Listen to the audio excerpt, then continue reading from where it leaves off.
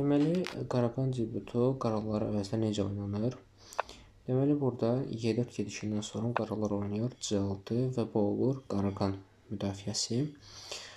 Deməli, qaralara tətbiq olunan bir tələyin sizə göstərdim.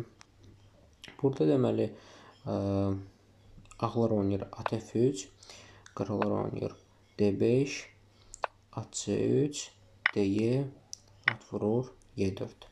Bundan sonra qaralar həm öz figurlarını inkişaf elətdirib, həm də ki Y4-dəki piyadamıza, daha doğrusu atımıza hücum edirlər, oynayırlar fil F5.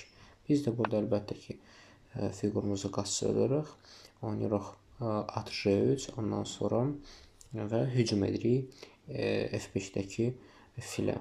Bundan sonra qaralar çəkilir J6-ya fillə və biz də burada oynayırıq H4. H4 məqsəd odur ki, misal üçün qaralar oynasalar at D7, biz burada oynayaq H5 və burada fil qaçınılmaz bir vəziyyətə gəlir və fili qaralar itirir. Ona görə də burada qaralar məcbur qalır oynamağa H6. H6 oynadıqdan sonra biz öz atımızı lövhənin tam mərkəzinə qoyuruq, Y5 xanasına. Bu da əlbəttə ki, qaralar üçün müsbət bir haldır.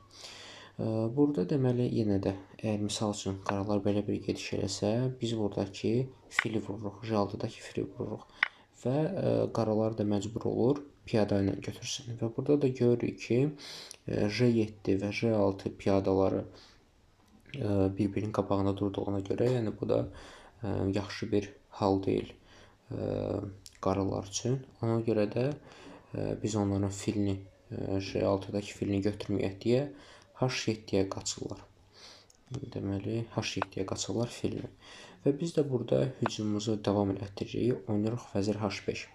Vəzir H5 gedişi aydındır ki, misal üçün yenə at D7 gedişinə gəldim.